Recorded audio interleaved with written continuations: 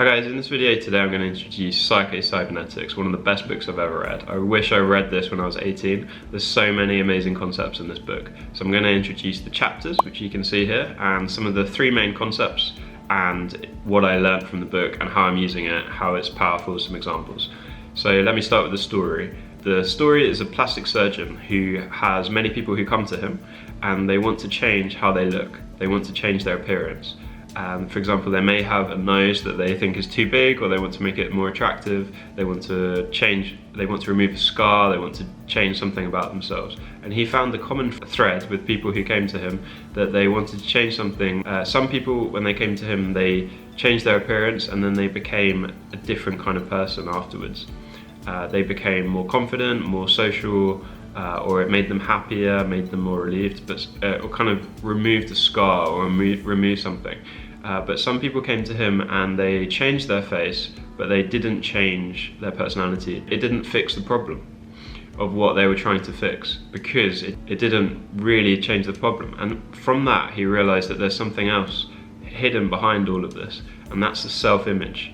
And this is what the whole book is about. It's about how you change your self-image to change who you are, how you change your perception of yourself to how you change who you are. And this is a really powerful concept.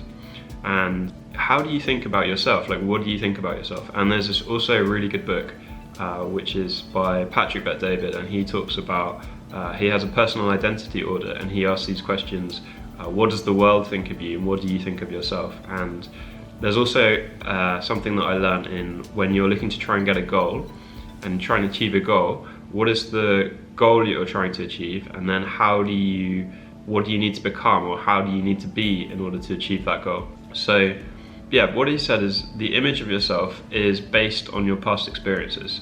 And so basically we are thinking of ourselves based on our past experiences. And a lot of us, we think we have this bias towards negativity. We have this bias towards thinking of being critical about ourselves and thinking of ourselves in not a positive light. And many of us are like that. We kind of can be critical of ourselves.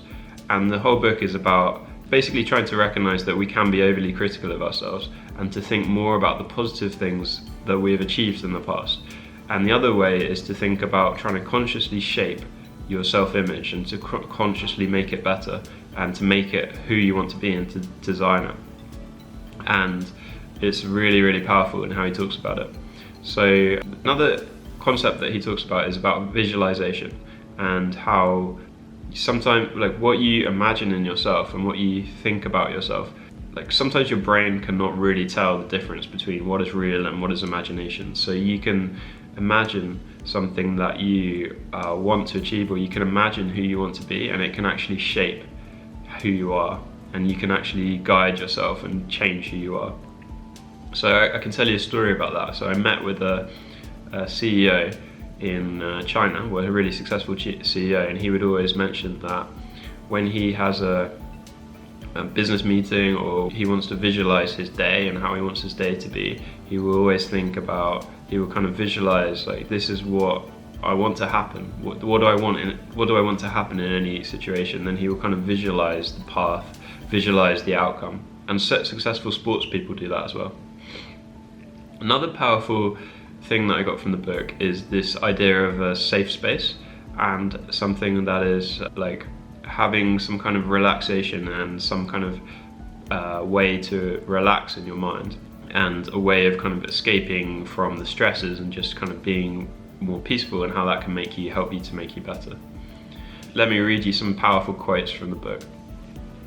You act and feel not according to what things are really like, but according to the image your mind holds of what they are like. You make mistakes, mistakes don't make you. Self-image sets the boundaries of individual accomplishment. The self-image is the key to human personality and human behavior. Change the self-image and you change the personality and the behavior. Happiness and success are habits, so are failure and misery, but negative habits can be changed, and Psycho-Cybernetics shows you how. Relaxation is a prerequisite for that inner calm that allows for true creative thinking. I've tried the concept of thinking about past successes and thinking about accomplishments, and I found it can give a huge sense of calm, and it can give a lot of power to situations.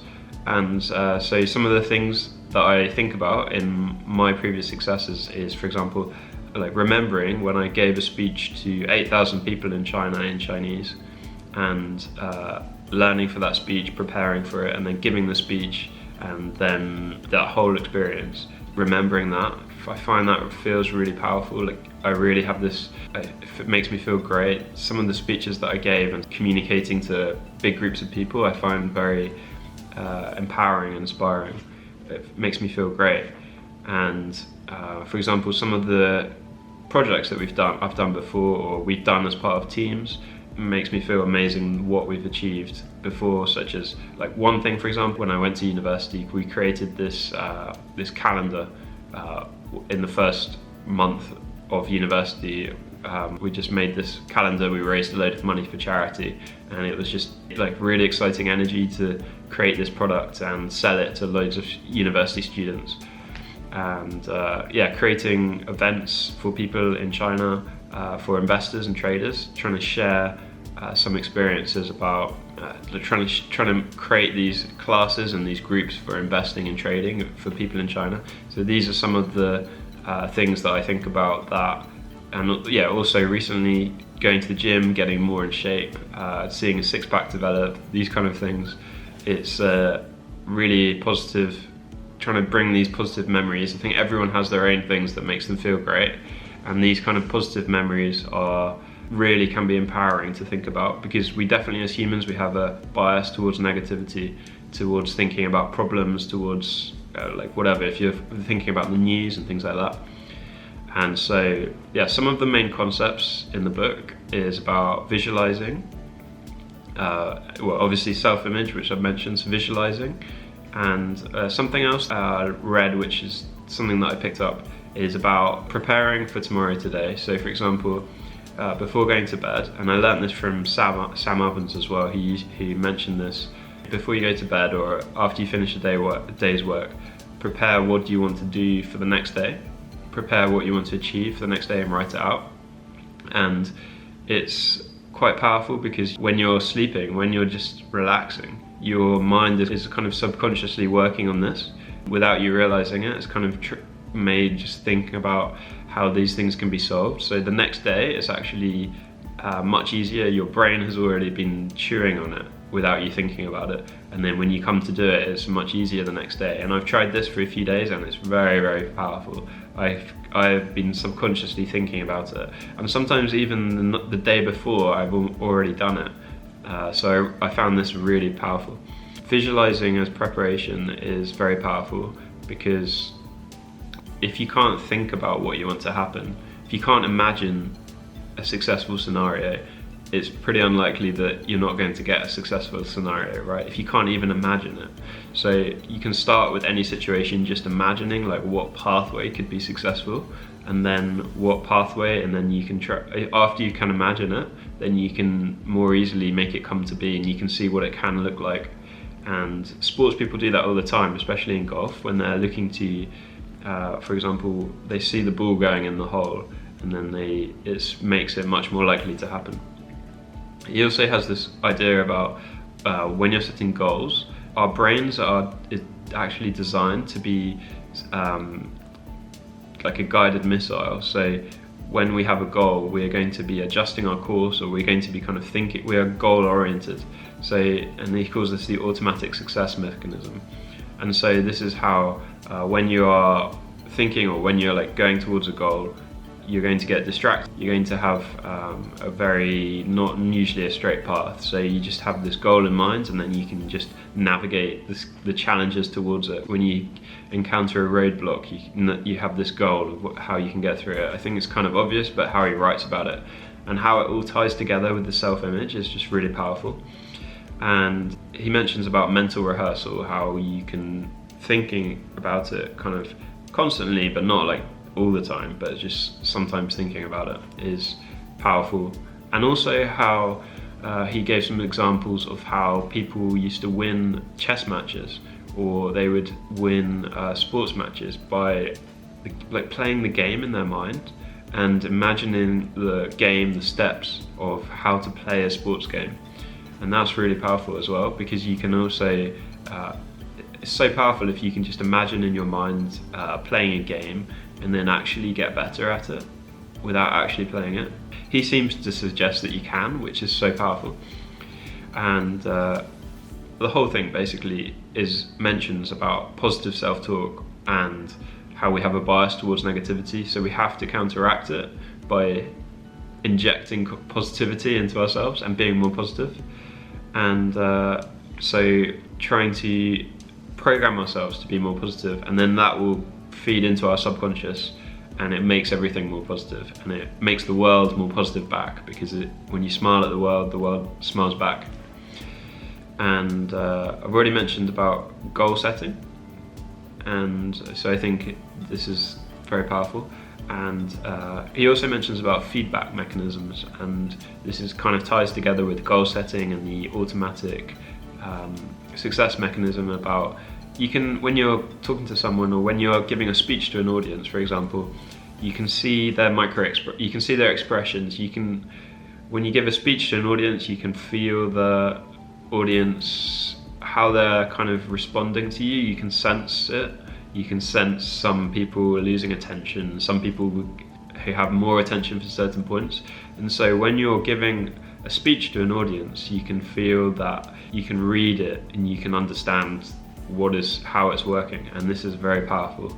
And not just in an audience, but when you're speaking to a person, you can just notice the small glances, the attention and disattention, how you can work with that to do that.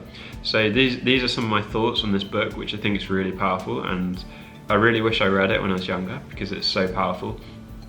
And it's definitely the best book of its genre that I've ever read, because it ties everything in together so well, and I don't know why I didn't read it earlier.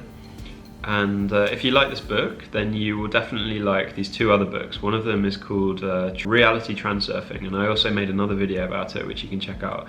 And I find that reality transurfing is very similar in some way, but it kind of gets at everything from a different angle. If you're mentioning this book, it kind of goes at it in a more psychological way, in like how you think. And I would say that reality transurfing gets at it in the same concepts, but it's in more of like, how do you make decisions instead of how do you think.